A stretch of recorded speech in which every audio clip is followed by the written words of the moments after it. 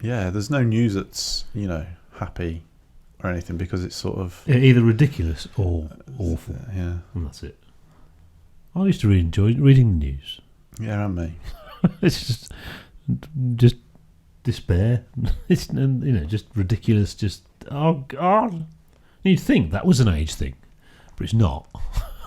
It is a disaster. It has gone wrong. It's just utterly, utterly depressing, and it's not news anymore. No, sorry, it's not news. It's just not news. It's sort of like there are no journalists working in the news places. They're just gossipers. Yeah, it's gossip. There is no news in the news because it gets clicks. Gossip gets clicks. News doesn't get clicks. There is a major problem with getting to the truth of the situation, though. It's all framing. It's like how can we frame this? What should we? What will we say is true? Yeah, not what is true. What's actually going on here? Yeah, and people now believe that there isn't a truth. They actually believe it. That actually it's just everything's an opinion.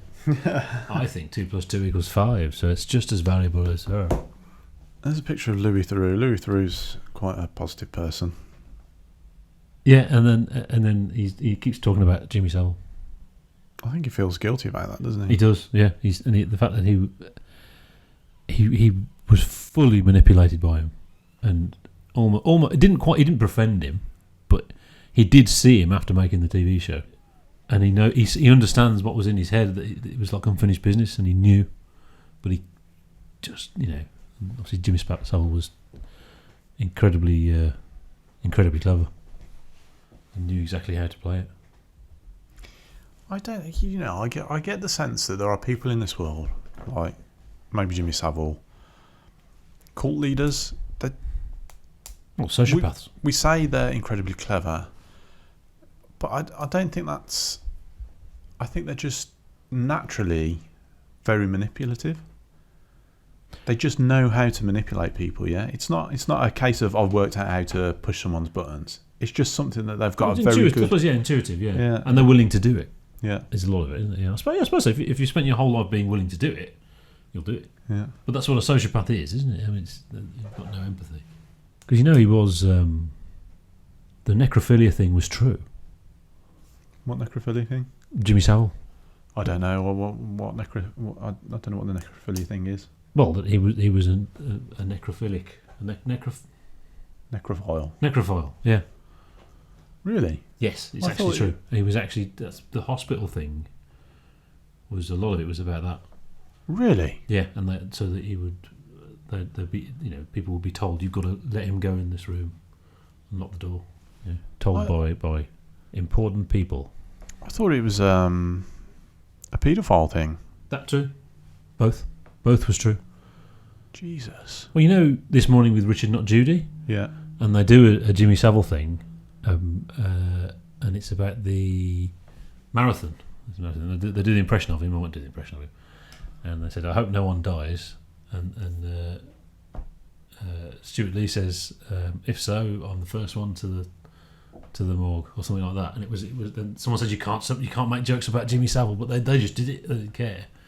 Because it was weird, that TV program, nobody watched it, so that they swore, and it was all on in the middle of the day on a Sunday. But they didn't think it was true. It was a rumour. Nobody's a necrophile. No one's actually like that. Yeah. But because that was the thing that everyone knew. We all knew, didn't we? But it was because it was in plain sight. You didn't actually believe it. I didn't know. Well, you knew. Well, there was something dodgy about Jimmy Savile. Jimmy Savile jokes was a thing. Now then. It was impressions more than anything else. I mean, I would have said that if there were any jokes like that, I don't particularly remember it, but I can imagine there were. But it's the fact that he did kid shows, Jim Will Fix It. Yeah. That would lend itself to being those kind of jokes. Those kind of jokes. Yeah. I always thought it was a bit weird though. Well, the cigars and that, I thought there's something very strange about him. Yeah, that's not a nice man. That's like a creepy old man. That is. Yeah, I would be very suspicious of that guy. And that's what he. Yeah, and what he was doing was emphasising it to get away with it. And if you watch, I haven't seen the Louis Theroux thing again. I couldn't watch it again. It's too dark. But he took him into his house, and he's got a room where his mother lived, and he's kept all his mother's things. Oh yeah. And he has all the clothes washed. It's so strange. Who else was like that? Kenneth Williams was like that, wasn't he? Oh, he was. That's true. He was obsessed with his mum. Yeah. But I mean, obviously, the Psycho comparisons with Jimmy Savile were there in that show he made. I mean, surely you watch that and you think, what the hell is this guy? Taking him to hospitals and, Very. And he's repeated on TV every day on BBC Two. They've all been taken out now, haven't they? All those shows, they have to either cut them out completely, or you don't see the songs being introduced. It's just the song, and there's almost like a bit cut off at the start. I mean, the Jimmy Savile thing became a real thing to beat the BBC with at one point, didn't it? I know. It's interesting that the BBC got a beating over it, but the Tory party and his best friend Margaret Thatcher got scot-free. Yeah, absolutely. Yeah, it's not even mentioned that's where he and he was friends with the royal family as well. Yeah, that never gets mentioned. The actual people who had the power to say, let him do what he likes, or else. And there was occasions where journalists would try and make a story about him, and they were told, you do not go near him. And actually, Lee and Herring were told that as well. They just ignored it. It made no difference. Have they done it like an interview where they've discussed that or anything like that? There's been a few times. Is there? I'll have to look for that. That'd be interesting. I'd love to hear Strictly's take on that. Yeah, interesting. Yeah, that was nice and bright. Yeah, we thought we'd cheer you up with something. Oh dear, goodness me. Well, that's how good the news is. Louis Theroux is great though. No, his shows are really good. I think, and there's like a change through his career, and the very early ones are much more. They're not like as awful as what's his name? What's that? The awful man from ITV, who's been taken off air because someone killed themselves. Jeremy Kyle. Yeah, it's not like that, but there was an element of mocking at the start, and it's funny how he developed it into something really good. Yeah, well, he goes and sees the racists in America, and he goes to see the religious, what they called. The most hated family in the world, the Phelps. Yeah. That's just fascinating. The fact that they'll let him in, and he's nice to them. Yeah, and they just open up, and he's very, very good at it. I think there was a change. I got the sense he was actually genuinely upset that he didn't get the chance to do the Michael Jackson interview when Martin Bashir ended up getting it. That's farcical, isn't it? I remember that. Yeah. And they and Martin Bashir did like a bit of a hatchet job. Yeah. And Louis Theroux went to what's his face, the spoonbender, Uri Geller, and said, "Look, I wanted to do that," and he said, "Come on, Louis, you're not serious. It's a joke, sort of thing." And I think it was at that point Louis thought, "Hang on, I've got the tone I've taken. Maybe it's pissed out. People are misconstruing it." Yeah. Yeah. And the subject matter as well, because he used to. There was the porn star one, and then there was the aliens one, which actually Louis Theroux's Weird Weekends on BBC Two. That just hooked me straight away. That did. I thought they were fantastic. Yeah, I think that's where the change came. He thought, I've got to be serious, so I can do some serious. And do what he probably thought he was doing all along. It's funny. I mean, Weird Weekends. That makes me think of TV Nation, Michael Moore. And you think about that. He started off on Michael Moore. Oh, he was on it. That's why. Okay. Yeah. But funny. I saw a thing about TV Nation the other day, and I thought that there is no way the BBC would put that on now. Michael Moore. That would have been an explosion. That'd never be allowed. But 90s, and that was the thing. He was. He started on that programme. And he went to school with Adam Buxton and Joe Cornish. Yes. He's on the Adam Buxton podcast. Have you listened to it?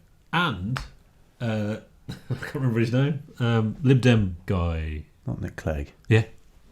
And apparently Louis Theroux was the guy who had to wake people up. It was his job, and take the newspapers, and he did have to wake up Nick Clegg.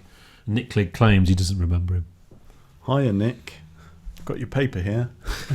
But yeah, it's one of those things where he's got all these shows, and they're timeless, aren't they? You can go back and watch them all. Yeah, a lot of them are on Netflix. Yeah, We like Louis Theroux. There you go. It went positive in the end. Yeah, I mean, I'd like to sit and talk to Louis Theroux and just actually, because the piece they've got here is about people don't actually know Louis Theroux, and it's true. He's sort of like this. He's a bit of an enigma. Yeah, it's what he does is really clever. Yeah. It's not just smiling and being nice. There's a lot more to it than that. I love the Scientology one when the guy's shitting it. He doesn't want to go up to the fence because the cameras will spot him and there'll be people out. And he says, "No, come on, let's go up to the." He doesn't give a crap. Yeah. There's that bit when what Scientologists do if anyone tries to make a TV show about them, they make a TV show about you. Yeah. So he's there with his camera. So Louis just gets his camera as well. Yeah. Just pointing the camera. At this is ridiculous. Why are we doing this? Are you making a documentary as well? We're all making documentaries.